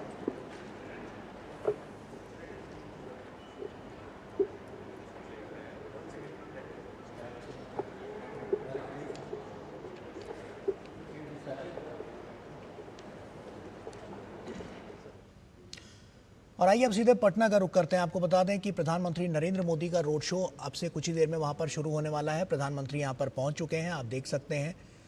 पुष्पांजलि अर्पित करते हुए प्रधानमंत्री नरेंद्र मोदी, काफ़ी महत्वपूर्ण ये पूरा क्षण बिहार की इस धरती के लिए। पटना में प्रधानमंत्री नरेंद्र मोदी की मौजूदगी और भारी संख्या में लोग यहाँ पर एकत्रित हुए हैं और आप देख सकते हैं नृत्य के जरिए वहां पर सांस्कृतिक जो परंपरा बिहार की रही है उसके जरिए प्रधानमंत्री का भव्य स्वागत यहां पर किया जा रहा है। पटना की ये तस्वीर हम आपके साथ साझा कर रहे हैं और ये रोड शो इसकी शुरुआत हो चुकी है। प्रधानमंत्री नरेंद्र मोदी यहां पर मौजूद हैं और साथ ही साथ आप देख सकते हैं किस तरह से जो लोग हैं वो यहाँ पर उनकी एक छवि पाने के लिए सड़क के दोनों किनारे भारी संख्या में एक जनसैलाब नज़र आ रहा है और बड़ी संख्या में लोग प्रधानमंत्री की एक छवि पाने के लिए यहाँ पर एकत्रित हुए हैं और काफ़ी महत्वपूर्ण ये पूरा रोड शो है क्योंकि जिस तरह से बिहार से जो प्रधानमंत्री नरेंद्र मोदी का लगाव है, लोगों से लगाव है, वो देखने को मिलता है और इसीलिए प्रधानमंत्री समय समय पर बिहार जाते रहते हैं और उसके बाद पटना में जब उनकी ये रैली है तो ये अपने आप में बहुत महत्वपूर्ण ये पूरा रोड शो आप देखिए किस तरह से प्रधानमंत्री की एक छवि पाने के लिए लोग यहाँ पर पहले से ही मौजूद हैं और बड़ी संख्या में लोग यहाँ पर पहुँचे हुए हैं। प्रधानमंत्री भी उनका अभिवादन स्वीकार करते हुए नज़र आ रहे हैं और इसके अलावा भी तमाम ऐसी योजनाएं हैं, परियोजनाएं हैं जो सरकार द्वारा समय समय पर चलाई गई और उसके बाद सीधा लाभ जो है लोगों तक पहुंच रहा है और पीपल टू पीपल कनेक्ट जिसकी बात प्रधानमंत्री हमेशा से करते रहते हैं और वही ये सब कुछ दिखाता है कि जब प्रधानमंत्री लोगों के बीच पहुंचते हैं लोग कितने उत्साहित और खुश नज़र आते हैं। ये सब कुछ इसीलिए संभव हो पाता है क्योंकि प्रधानमंत्री का जो जुड़ाव है वो जन जन के नेता कहे जाते हैं और जन जन के प्रधानमंत्री कहे जाते हैं और यही सब कुछ है जो प्रधानमंत्री से सीधे कनेक्ट लोगों को करता है और यही कनेक्शन है जो प्रधानमंत्री नरेंद्र मोदी ने बीते 11 वर्षों में बनाया है। तमाम ऐसी योजनाएं और परियोजनाएं चली जिनसे सीधा लाभ जो है वो लोगों तक पहुंचा और उसी लिए लोग भी यहां पर आकर प्रधानमंत्री नरेंद्र मोदी का यहां पर स्वागत करने के लिए पहुंचते हैं और ये तस्वीरें अपने आप में उन 11 वर्षों को साफ तौर पर दिखाती हैं कि किस तरह से जो प्रगतिशील भारत है उसकी प्रगति किस तरह से और तेज़ होती हुई नज़र आई। आप देखिए आरती भी किस तरह से प्रधानमंत्री की दूर से ही छत पर यहाँ से उतारी जा रही है कि प्रधानमंत्री जब उनके बीच हैं तो इस तरह की तस्वीरें अपने आप में अद्भुत होती हैं, अतुलनीय होती हैं।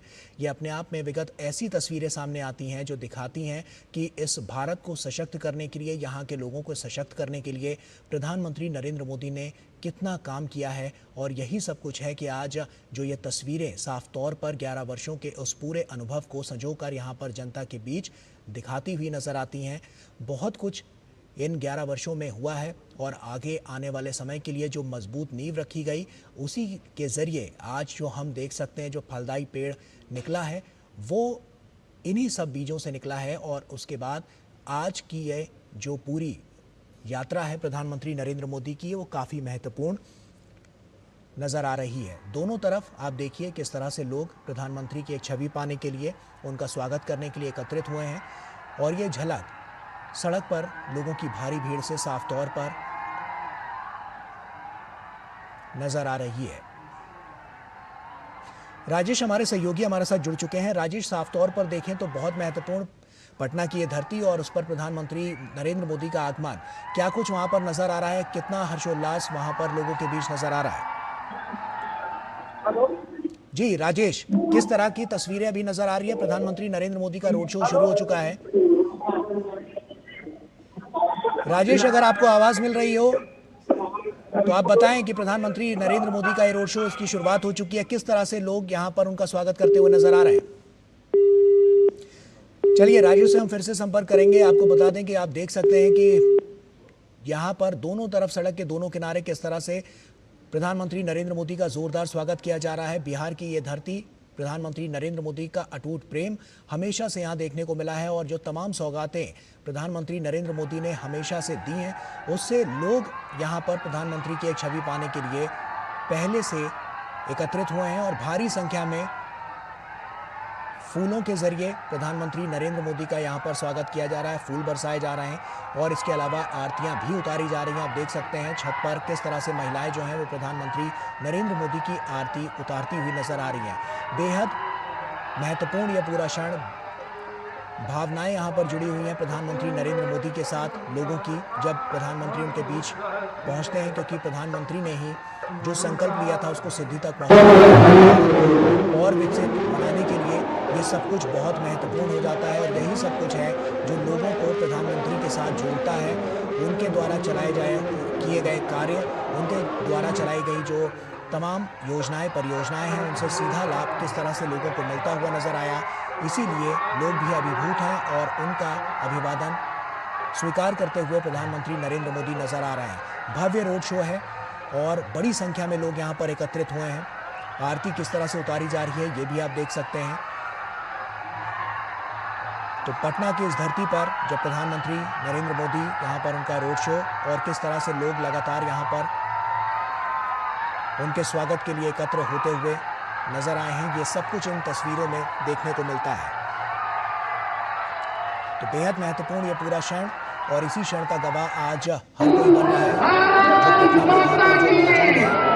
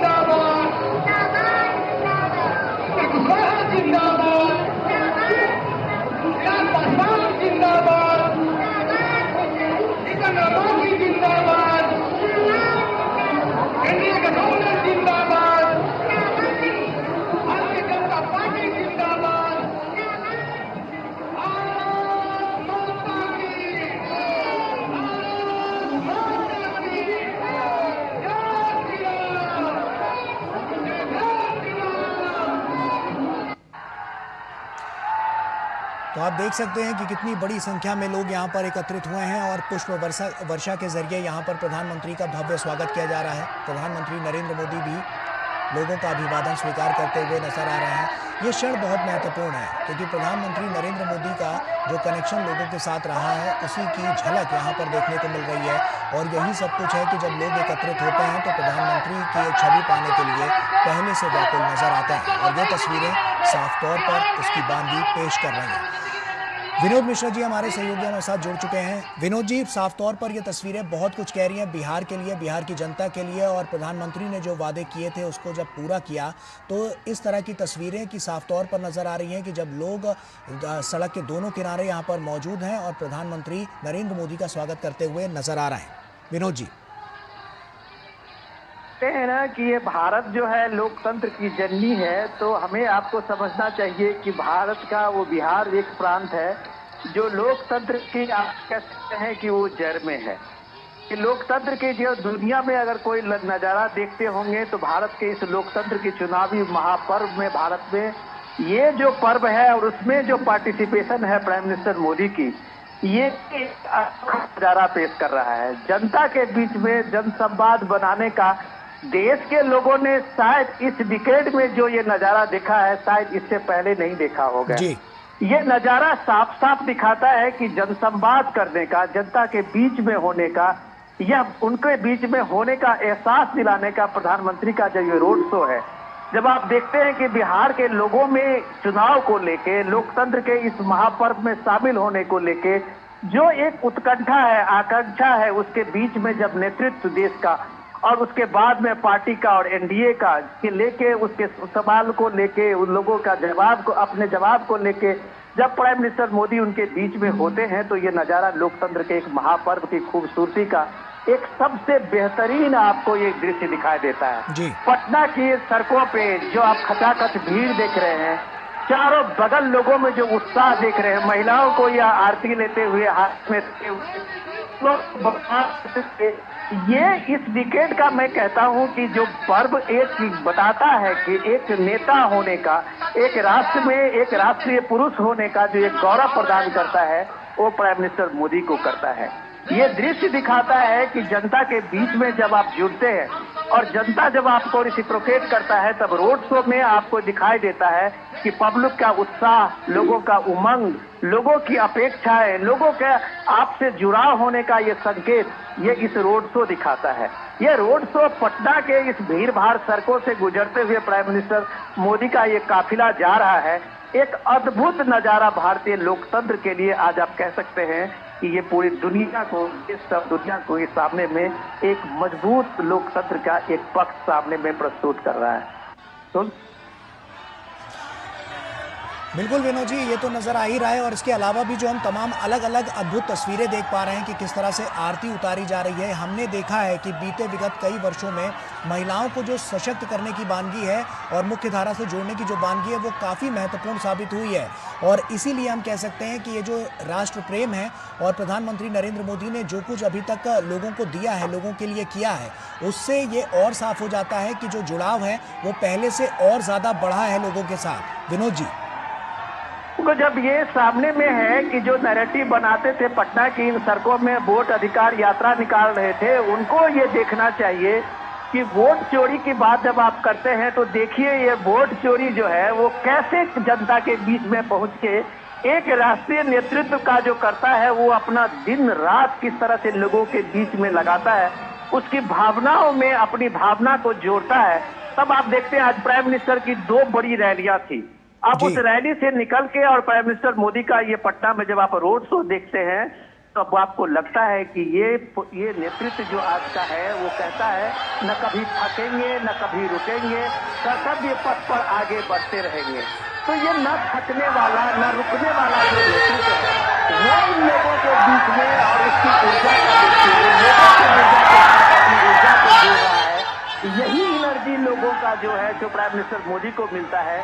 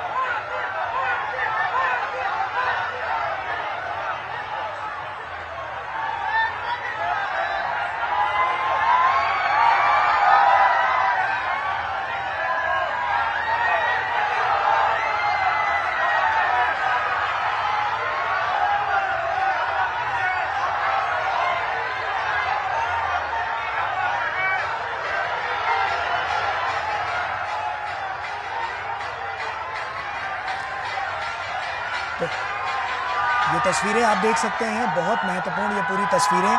और विनोद जी भी लगातार हमारे साथ जुड़े हुए हैं। विनोद जी, जैसा कि हमने देखा कि वैश्विक स्तर पर भी जो छाप प्रधानमंत्री नरेंद्र मोदी की है, साफ तौर पर हम देख सकते हैं कि ये जो जुड़ाव है वो लोगों से, जो कनेक्टिविटी प्रधानमंत्री नरेंद्र मोदी ने बनाई है, जो कनेक्शन बनाया है, वो कहीं ना कहीं एक बड़ी कहानी लिखता हुआ नजर आ रहा है, जो पटना की इन सड़कों पर साफ तौर पर नजर आ रही है। विनोद जी, देखिए, मैं आपको पहले ये चीजें हम लोग बार बार बता चुके हैं कि प्राइम मिनिस्टर मोदी का आज के तारीख में जो भारत के अलग अलग हिस्से में, अलग अलग राज्यों में, अलग अलग लोक संस्कृति और लोक कलाओं के बीच में पलने वाले लोगों के बीच में जो वो संवाद बनाने की उनकी जो कहानी है, वो उसका आज नजारा मैं आपको दिखाता हूँ। प्राइम मिनिस्टर मोदी अब जब आज बिहार के जनसभाओं में संवाद करते हुए कहते हैं कि ये कांग्रेस पार्टी और आरजेडी के बीच में महागठबंधन है, लेकिन उस महागठबंधन का आप ये देखिए कि एक कान के नीचे कनपट्टी पे बंदूक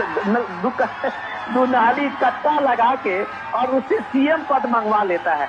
आज मैं देख रहा हूँ कि सोशल मीडिया पर प्राइम मिनिस्टर मोदी के ये स्टेटमेंट सबसे ज्यादा वायरल है। तो जाहिर सी बात है, लोगों के बीच में संवाद बनाने का। अब वो देखिए कि बिहार में दो कट्टा चलता है, बिहार में वो कनपट्टी चलता है, उस लोक भाषा में कनपट्टी बोलते हैं। प्राइम मिनिस्टर मोदी कह रहे हैं कि कांग्रेस के कनपट्टी पे दो कट्टा लगा के और इसमें जबरदस्ती उसको सीएम घोषित करवा लिया, उम्मीदवार घोषित करवा लेता है।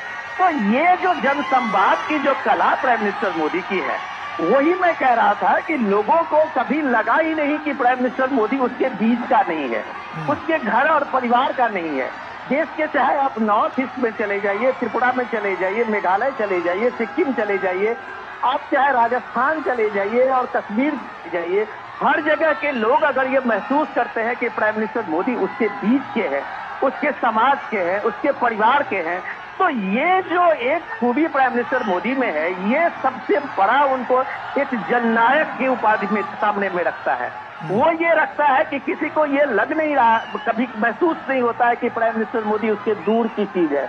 जो इतने बड़े सेलिब्रिटी, इतने बड़े जननायक, इतने बड़े राष्ट्र के नेता और हर आदमी जो उससे करीब पाता है, यह road show prime minister Modi का एक सबसे बड़ा कैंपेनिंग का आप कह सकते हैं कि आधार होता है।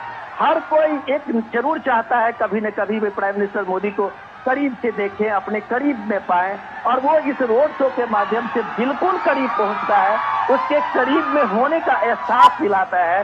तब आप कहते हैं एक नायक की भूमिका में प्राइम मिनिस्टर मोदी ने पिछले 11 सालों में जो कमाया है, देश में आज आने वाले समय में नई पीढ़ी के लोग अगर सोचेंगे तो इनको एहसास होगा कि एक नायक, एक राष्ट्र नायक, एक जननायक किस तरह से 24/7 का अपना एक रूटीन में लोगों के साथ जुड़ने, संवाद बनाने, उनके लिए सोचने, उनके लिए कुछ करने का जो जज्बा रखता है, सब उनके पीछे एक जन सैलाब निकलता है, सब उनके पीछे एक राष्ट्र नायक का उद्घोष देता है। ये चीज आपको पटना की सड़कों में देखते हैं। पटना लोकतंत्र के मामले में कहें, सामाजिक क्रांति के रूप में कहें, पटना और बिहार हमेशा आप देश को कुछ न कुछ मैसेज दिया है।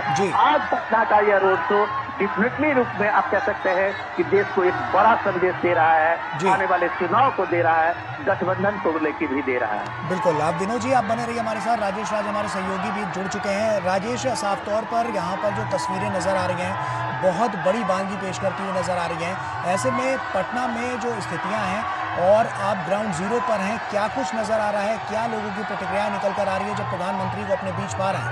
राजेश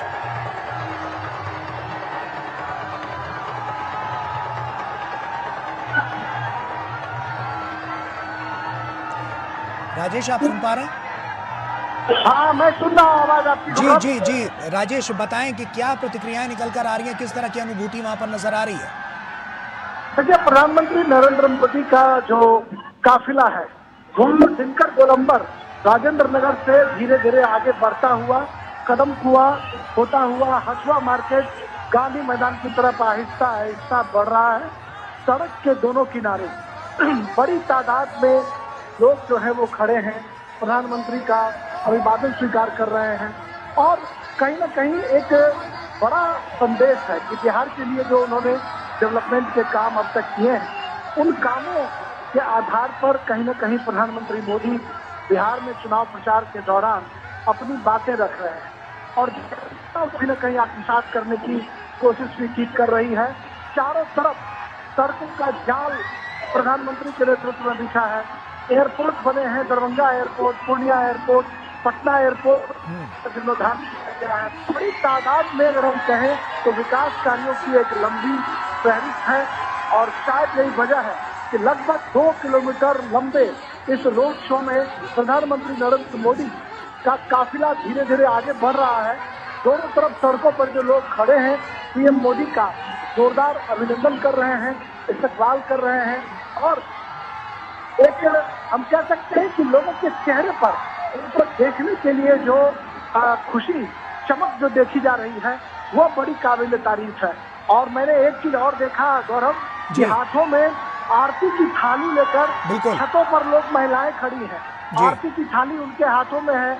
लोग खिड़की से बालकनी से देख रहे हैं पीएम मोदी को। उनके चेहरे की जो मुखाकृति है इससे ये साफ है कि पीएम की लोकप्रियता जो है ये बिहार में कम नहीं है। आपको यह शोर शराबा दिखाई पड़ रहा होगा, मैं पीएम के कारपेट के ठीक आगे हूँ और जो जो उनका काफिला आगे बढ़ रहा है तो लोग हैं वो एक झलक पाने के लिए बेताब नजर आ रहे हैं। और बिहार एक कहा जाता है कि पॉलिटिकली बहुत ही कॉन्शस स्टेट है जहाँ पर कि सामान्य जो लोग हैं समाज के अंतिम पायदान पर खड़े जो लोग हैं वह भी राजनीति की बारीकियों को समझते हैं। और शायद यही कहा जाता है कि चाय की दुकानों पर भी जो गपशप होती है बिहार में इससे एक बड़ा जनमत का निर्माण होता है। लोग उन गॉसिप में जो है वो बहुत कुछ तलाशते हैं। तो प्रधानमंत्री चाय की दुकान पर लेकर चौक चौराहे खेत खलिहानों में भी प्रधानमंत्री मोदी की चर्चा होती है, उनका जिक्र होता है कि प्रधानमंत्री ने किस तरीके से भारत को चमकाया और किस तरीके से उन्होंने चमकाया। बिहार के लिए जो व्यापक काम पीएम किए हैं उसका कहीं न कहीं एक बड़ा दिखाई पड़ रहा है। बिहार की जनता पर मानव करे कह सकते हैं एक बड़ा होना चाहिए है। सड़क जोड़ा बिहार को लोग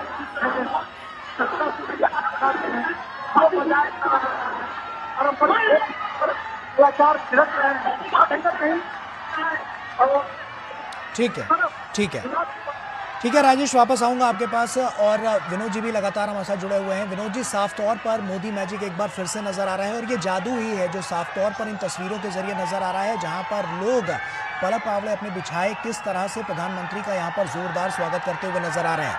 किस तरह से बिहार की जो ये सरजमी है वहां पर प्रधानमंत्री नरेंद्र मोदी का आना और उसके बाद से जो अभी चुनावी सरगर्मियां चल रही हैं, आप क्या देखते हैं इसके बाद कितना बड़ा बदलाव परिवर्तन वहां पर आता हुआ नजर आएगा? विनोद जी, देखिए मैं पहले ही बता चुका हूँ ये लोकतंत्र का जो उत्सव है बिहार में वो कैसे सांस्कृतिक उत्सव के रूप में ये बदलता है। ये नजारा प्राइम मिनिस्टर मोदी के रोड शो में देखने के लिए आप कुछ दृश्यों को देखिए। अभी बिहार में सामा चकेवा का एक लोक उत्सव चल रहा है, लोक फेस्टिवल है, जहां बहन जो है अपने भाइयों के लिए ये सामा चकेवा का उत्सव करती है। और ये 4-5 दिन का ये उत्सव में 4-5 पूर्णिमा के दिन आने के बाद जो है उनका उत्सव वो पूरा होता है। आज प्राइम मिनिस्टर मोदी के साथ इस रोड शो में आप देखेंगे कई महिलाएं जो छोटे छोटे मूर्तियों को लेके खड़ी हुई है।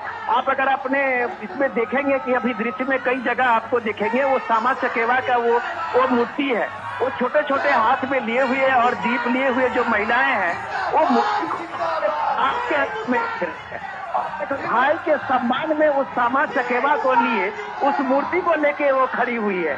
तो ये जो सांकेतिक एक बहन का उद्गार है बिहार के महिलाएं को, आप ये देखिए कि सामा चकेवा के उसके एक निजी अपने घरेलू फेस्टिवल होता है। लगभग बिहार के हर क्षेत्रों में बहन जो है अपने भाइयों के लिए फेस्टिवल करती है और इस रोड शो में बहन निकल के उस सामा चकेवा के उस मूर्ति को लेके वो छोटे छोटे खिलौने टाइप के बने होते हैं उसको लेके वो सामने में दीप लेके खड़ी हुई है और सामने में प्राइम मिनिस्टर मोदी है।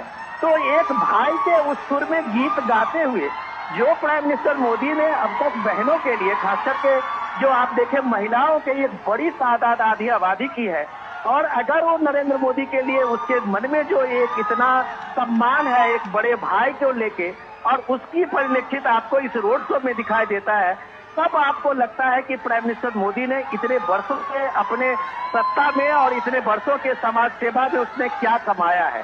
जो ये कनेक्शन जो दिखाता है, आज इस कनेक्शन को जोड़ने के लिए राहुल गांधी को इतनी मेहनत करनी पड़ रही है कि वो बेगूसराय में किसी तालाब में वो कूद रहे हैं, जो हम मछुआरों के साथ में खड़े होकर उनके साथ दिखने की कोशिश करते हैं। कभी वो किसान के साथ में खेत में खलिहान में खड़े हो जाते हैं, लेकिन ये फोटो ऑफ करने के बजाय अगर आप इस रोड शो में देखेंगे कि वो महिलाएं जो लाइन में खड़ी हुई है, मैं कह सकता हूं कि वो घंटों से खड़ी होगी कि जब प्राइम मिनिस्टर का काफिला उनके करीब पहुंचेगा और उसमें सब तक वो दीप लेके सहेजते हुए उस सामा चकेवा की मूर्ति को लेके खड़ी हुई है, तो वो एक भाई के रूप में प्राइम मिनिस्टर मोदी को ये कम से कम उद्गार और अपनी वो प्रसन्नता दिखाना चाहती है। ये बात पूरे भारत में भी लागू होता है, सिर्फ बिहार में नहीं। पूरे देश की महिलाएं आज अगर प्राइम मिनिस्टर मोदी को लेके जिस तरह से अपनी एक मुखर आवाज में सामने आती है, अपने घर परिवारों में भी अपनी राय व्यक्त करती है, ये इस दौर की एक सबसे बड़े सोशल चेंज है। जब आप सोशल फैक्टर की बात करते हैं तब आपको लगता है कि महिलाओं को मिले हुआ अधिकार, ये देखिए ये सारी चीजें जो आपको दिख रहा है, ये आरती का वो दृश्य दिख रहा है जो इस समय में गंगा जी के किनारे में कहीं आरती का वो दृश्य होगा, वो भी आपको ये सड़क पे आज आपको दिख रहा है। तो ये पूरा नजारा जो पटना के बिहार के एक सांस्कृतिक वैभव का है, वो इस रोड शो में प्राइम मिनिस्टर के एक काफिले के साथ में आपको अलग अलग जगह पे दिखाई दे रहा है।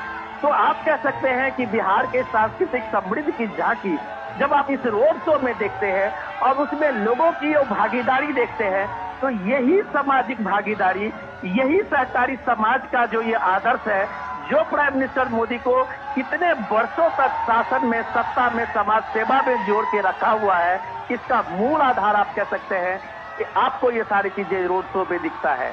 और ये रोड शो शायद और राजनेताओं के लिए एक कह सकते हैं कि एक मॉडल हो सकता है।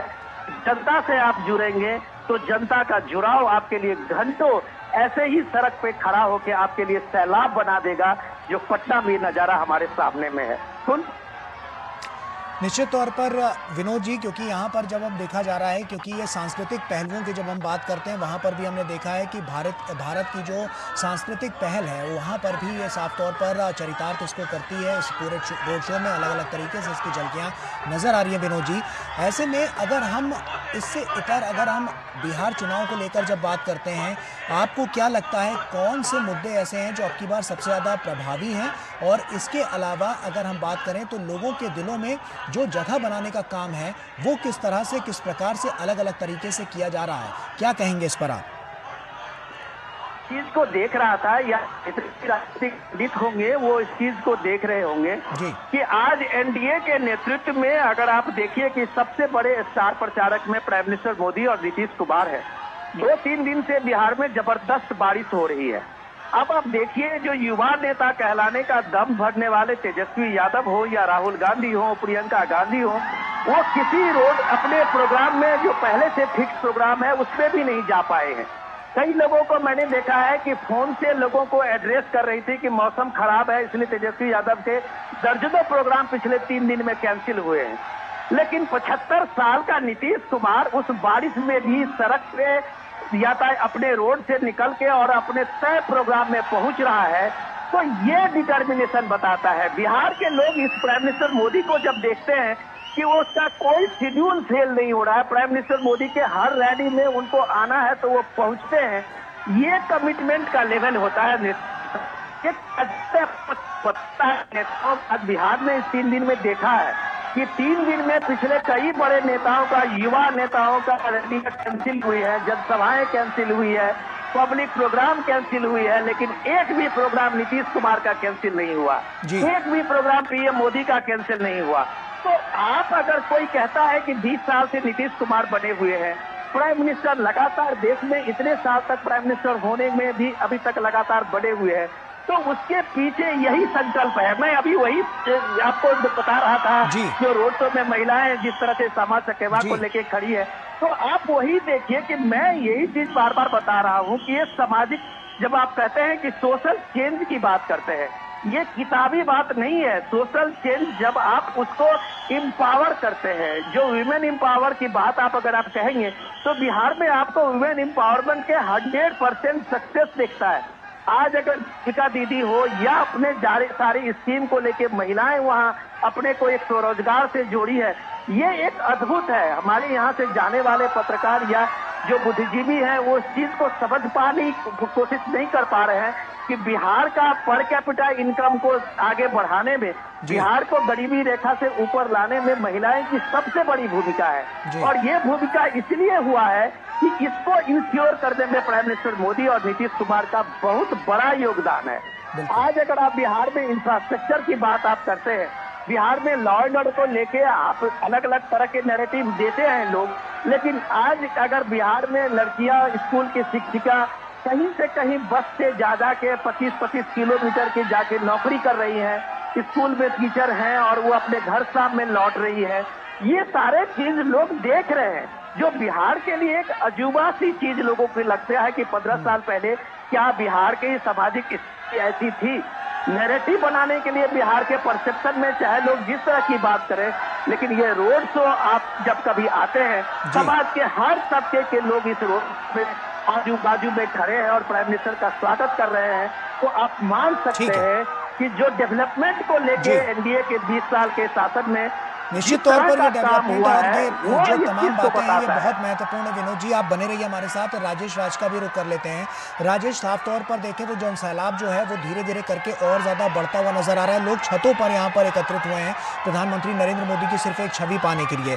बहुत कुछ यहाँ पर नजर आ रहा है और साफ तौर पर क्या लगता है राजेश आपको कि अब की बार ये जो पूरा रोड शो पटना में हो रहा है कितना बड़ा प्रभाव ये पूरे चुनाव पर डालता हुआ नजर आएगा? राजेश, देखिए, प्रधानमंत्री नरेंद्र मोदी का काफिला जो है वो हथुआ मार्केट से होते हुए धीरे धीरे पटना के गांधी मैदान, ऐतिहासिक गांधी मैदान की तरफ जो है वो आगे बढ़ रहा है। और आप देख सकते हैं कि यह जो अद्भुत मनोरम विहंगम दृश्य जो है वो पटना की सड़कों पर आप देख सकते हैं।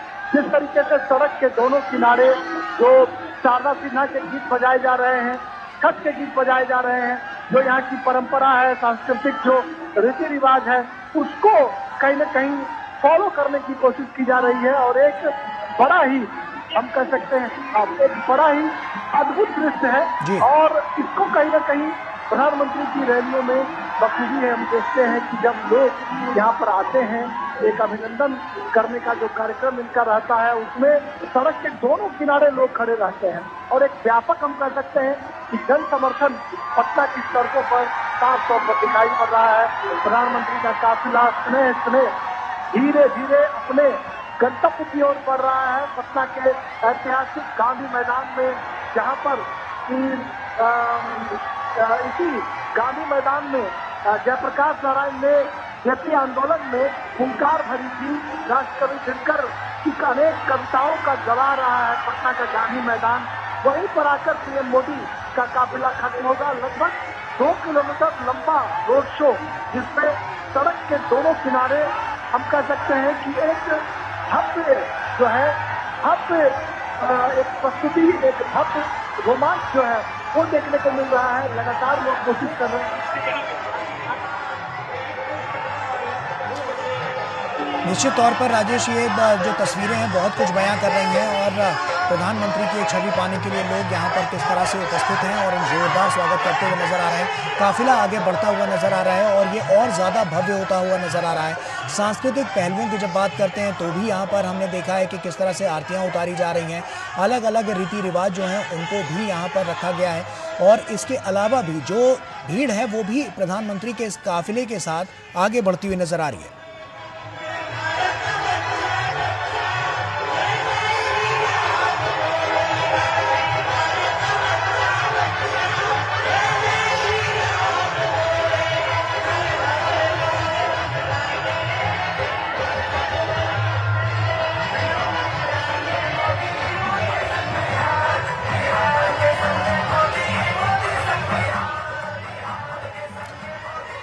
तो निश्चित तौर पर ये जो पूरा रोड शो है वो अपने आप में तमाम कहानियां समेटे हुए है और ये कहानियां जो विगत 11 वर्षों में जिसकी शुरुआत हुई और उसके बाद से लेकर अभी तक लगातार हम देख रहे हैं कि जो उपलब्धियां हैं वो सरकार ने हासिल की और उसके बाद लोगों से ये जो जुड़ाव है वो साफ तौर पर नजर आ रहा है। विनोद जी, लगातार हम देख रहे हैं काफिला आगे बढ़ता हुआ नजर आ रहा है और उसी के साथ साथ ये जो भव्यता है वो और ज्यादा दिव्य और भव्य होती हुई नजर आ रही है। आपकी बार के चुनाव में अगर हम देखें तो तमाम ऐसे मुद्दे जो प्रभावी हैं, जो आपने भी गिनाए और उसके अलावा भी आपने तमाम रणनीतिक पहलुओं की बात की, लेकिन अब की बार जो स्थितियां हैं वो आपको क्या लग रही है? क्योंकि ये रोड शो जो है उससे साफ तौर पर जो जुड़ाव है वो और ज़्यादा मजबूत और सशक्त होता हुआ नजर आएगा। क्या लगता है आपको कि आने वाली राह अब और कैसी होने वाली है और कितनी मजबूत अब की बार भारतीय जनता पार्टी इस पूरे चुनाव में उभर कर नजर आएगी बिहार की दृष्टि से देखें तो? देखिए, सबसे इम्पोर्टेंट चीज, देखने वाली चीज इस रोड शो पे ये है भरोसे का। ये सबसे इम्पोर्टेंट चीज जो है एक विश्वास का, जिसको आप जन विश्वास कहते हैं। जब आपके साथ में लोगों का विश्वास और भरोसा होता है तब आपको यह बहुत सारे वादे गिनाने का कि चांद तोड़ देख के दे देंगे, सितारे दे देंगे, सूरज दे देंगे, आसमान दे देंगे, लेकिन उसमें जो क्रेडिबिलिटी है, वो भरोसे की जो सबसे एक मजबूत पक्ष है, वो मजबूत पक्ष आपके पास नहीं होता है तो आपके सारे ये वादे और ये वादे हवा हवाई हो जाती है। प्राइम मिनिस्टर मोदी अपनी सभाओं में कोई ऐसे बड़े वादे की बात नहीं कर रहे हैं। बिहार में इलेक्शन अनाउंसमेंट से पहले और इलेक्शन के दौरान में जब प्राइम मिनिस्टर के मोदी की अभी तक पिछले 2-3 महीने में कम से कम दर्जन से ज्यादा रैलियां हुई है और कभी उन्होंने नहीं कहा है कि हम आपको ये दे देंगे, हम आपको वो दे देंगे। लोगों को जो मिला है वो लोगों के सामने में है, लोग इस बात को महसूस कर रहे हैं। तो ये बात लोग जानते हैं कि जब वो कहते हैं कि मोदी है तो मुमकिन है, तो ये मोदी है तो मुमकिन है, ये ऑपरेशन सिंदूर भी मुमकिन है, तो दरभंगा और पूर्णिया में एयरपोर्ट भी मुमकिन है। अब आप दरभंगा में के काम करने वाले वहाँ के आसपास के 25 से 30 किलोमीटर के लोग, और अब पूर्णिया में आप एक एयरपोर्ट बनने से वहाँ पश्चिम बंगाल से लेके बॉर्डर के उस पार नेपाल तक के लोग, अगर उनकी कनेक्टिविटी भारत में कहीं भी घंटे 2 घंटे हो गई है तो ये इसलिए हुई है कि मोदी है तो मुमकिन है। कि अगर पटना के गली से लेके और गांव के गली तक में सड़क के मामले में कोई अंतर नहीं है, अगर बिहार में एनएच का, नेशनल हाईवे का जाल बिछा हुआ है, अगर बिहार में ट्रेनों की संख्या सबसे ज्यादा है, बिहार में इलेक्ट्रिफिकेशन के मामले में पूरा इलेक्ट्रिफिकेशन ट्रेनों का हुआ है, 24 घंटे अगर बिजली का इंश्योर अगर पूरे कहीं देश में, कहीं गुजरात में है तो आज बिहार में भी है। तो अगर इतना चीज लोगों को मिला हुआ है बॉस, तो आपको किसी और वादे की, चांद तारे की जरूरत नहीं पड़ती है कि हम आपको ये दे देंगे, हम आपको वो दे देंगे। कुछ दे देंगे में आपका वो भरोसा नहीं टिकता है, आपका वो विश्वास नहीं टिकता है। तो ये क्रेडिबिलिटी जो प्राइम मिनिस्टर मोदी ने अपने समाज सेवा के कम से कम 45 सालों में कमाया है, वो यही कमाया है कि उसे प्राइम मिनिस्टर मोदी को देखने के लिए घंटों से अपने उपाड़ी में वहां पे खड़े हुए लोग इंतजार कर रहे हैं। ये अगर देश का नेतृत्व कमाया है तो आप मान सकते हैं कि लोगों का जो जन विश्वास जिसको आप बोलते हैं कि ये जन विश्वास कमाया है, ये जन विश्वास समाज सेवा से आता है, ऑनेस्टी से आती है, इंटीग्रिटी से आती है। ये चीज अगर नरेंद्र मोदी ने कमाया है तो आप ये कह सकते हैं कि जनता का यह मिला हुआ आशीर्वाद ही उन्हें तीसरे टर्म में प्राइम मिनिस्टर मोदी बनाया है। अगर आप कह सकते हैं कि नीतीश कुमार को भी इतना लंबा शासन का जो जनता ने अनुभव दिया है वो ये इसलिए दिया है कि उसके प्रति लोगों का विश्वास है। आप किसी भी पीढ़ी के चले जाएं बिहार में, बुजुर्ग से लेके और नई पीढ़ी तक का, क्या ये विश्वास दूसरे दल के नेता या विपक्ष के नेता ने इन वर्षों में कमाया है? अगर वो नहीं कमाया है तो इसका साफ मतलब है कि क्रेडिबिलिटी के स्तर पे नीतीश कुमार अभी बिहार में सबसे आगे है। तो यही नतीजा है कि उनके बारे में सारे भ्रम, सारे नैरेटिव झूठे साबित होते हैं।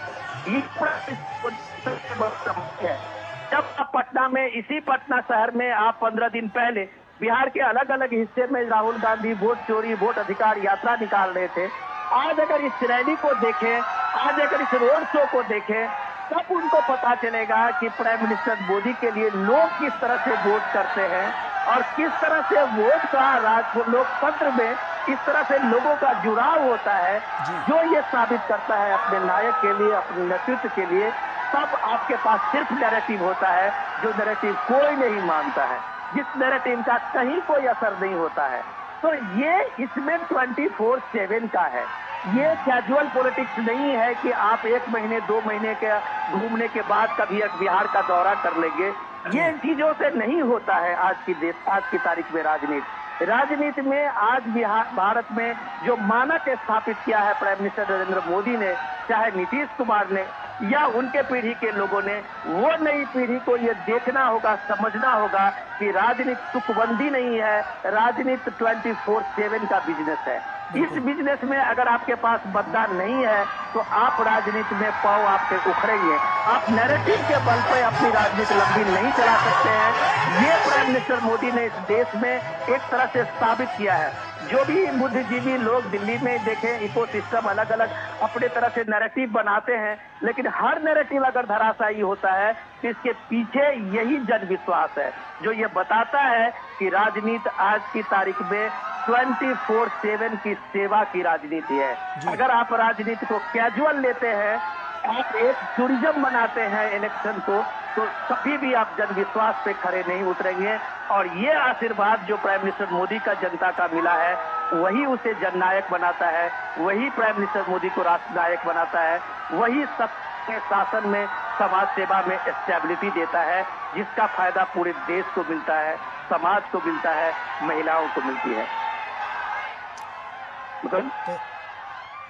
तो साफ तौर पर देखें कि यहाँ पर जो पूरा भव्य रोड शो है वो नज़र आ रहा है। बहुत बहुत शुक्रिया विनोद जी, तमाम यहाँ पर इस पर रोशनी डालने के लिए और तमाम जो अलग अलग तरह की जो बातें हैं उसको उजागर करने के लिए विनोद जी आपका शुक्रिया।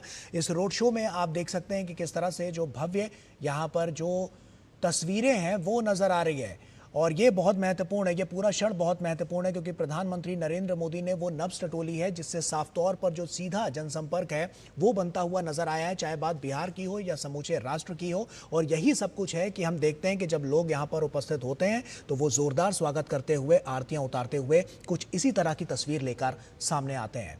इसी के साथ फिलहाल अभी हम यहाँ रुक रहे हैं कुछ देर के लिए। आप बने रहिए डीडी न्यूज के साथ, पूरी टीम को दीजिए इजाजत। नमस्कार।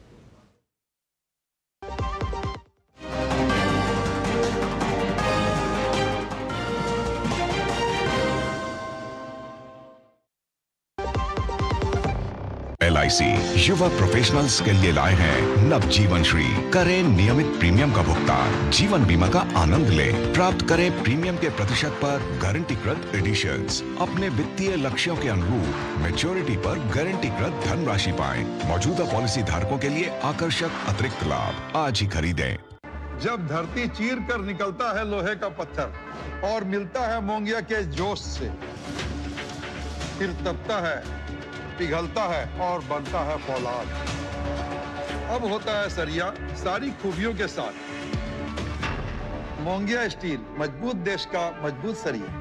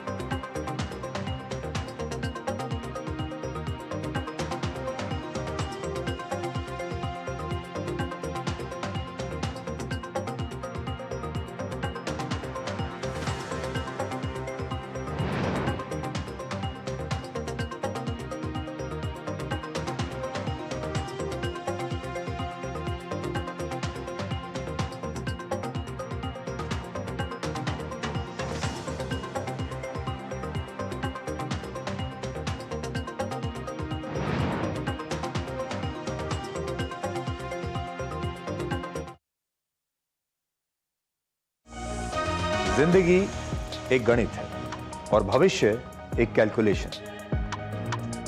देखते तो हम बहुत कुछ हैं, लेकिन सच कितना जानते हैं? इसी सच को हम आपके लिए डिकोड करेंगे।